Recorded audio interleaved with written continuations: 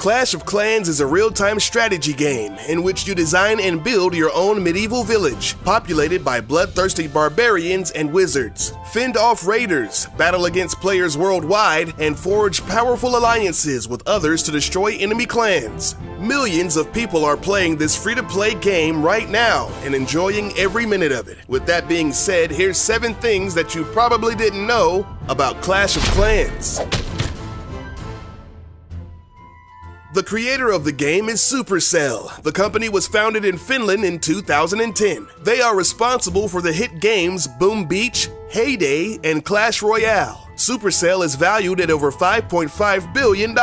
Although these games are free to play, or freemium, players can make in-game purchases to give them the edge that they need to dominate their opponents. Clash of Clans rakes in about $5 million every day. Today, the company has a staff of over 250 employees. The crazy thing about all of this is that Clash of Clans has about 30 million active users, but the team that runs the game only consists of about 15 people. The workload may be insane, but the payout is pretty freaking sweet.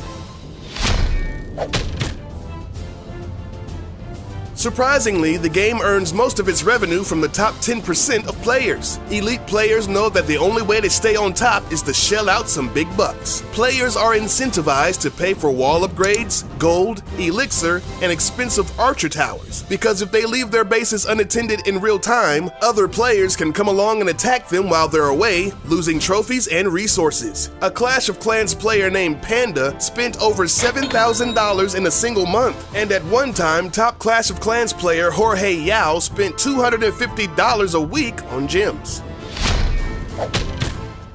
Now, you may be asking yourself how a dude living in a 300 square foot apartment in San Francisco can afford to spend that much a week on a game. Well, he had some very wealthy sponsors, most of which were from the United Arab Emirates. At one point, he was playing on 5 different accounts to stay on top. He even had the bright idea of wrapping his 5 iPads in plastic bags so that he could bring his gadgets into the shower with him. Jorge spent 6 months at the #1 spot, and he was the first player to break the 4,000 trophy mark and instantly became famous worldwide. But once he felt like it was taking over his life, he graciously bowed out of contention and stopped playing the game cold turkey. He hit the #1 spot again recently, but it only lasted for a morning. With all this cash flying around, you may be wondering, what do they do with all that money? Well, some of it goes towards marketing purposes. They can afford some big-name celebrities to endorse their game. For Super Bowl 49, they spent $9 million on a 60-second spot starring Liam Neeson. I can't wait to destroy your village while you beg for mercy, but you will get no mercy. I will have my revenge. Liam? Have a scone for Liam? Over here. This ad was the most watched commercial on YouTube in 2015. At the time of this video, it has around 117 million views. Supercell even got Christoph Waltz, the Bond villain himself, to play in a series of commercials. One even featured the late-night sensation James Corden. But not only do celebrities appear in their commercials, they also play the game. Jeremy Lin, Daniel Craig, and Mr. T, just to name a few. Oh, and don't forget about John Cena! But seriously, he does play. Speaking of Mr. T, Supercell is obviously fans of the Fool Pitier himself, so much so that the Pig Rider is modeled after him. The distinctive mohawk and beard is a dead giveaway. The only difference is the voice. Now you got me. I'm not sure why the Hog Riders need to have such high-pitched voices. In the past, Mr. T has lent his likeness to other games. At one point, he was a spokesperson for the World of Warcraft game.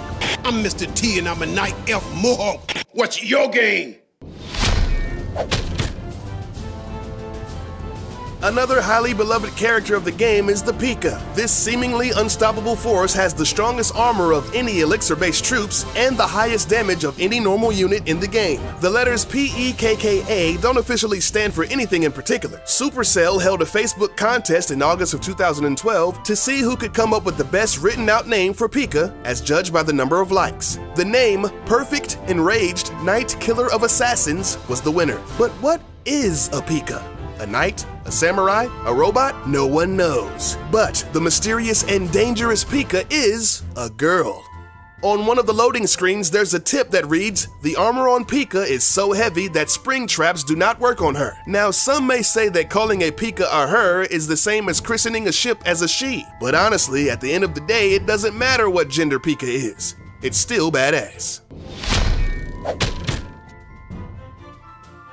One of the best features people respect about this game is the personal break timer. Basically, if you're playing the game non-stop for an ungodly amount of time, let's say 6 hours, the game automatically kicks you out and makes you take a break, sort of like a cooldown period. Folks have speculated that Supercell did this to deter people from using game-cheating bots, allowing them to stay online and protect their defenses 24/7. But most people think that it's just so people don't die while playing video games. Over the last decade, there have been dozens of well-documented cases of people succumbing to exhaustion, dehydration, and even cardiac arrest while playing non-stop for days on end. Dude, your castle's getting raided. Oh my god! Thanks for watching. We hope you enjoyed this video. If you did, then please leave a thumbs up. Next time you see your buddies, you can blow their minds with some of these amazing facts.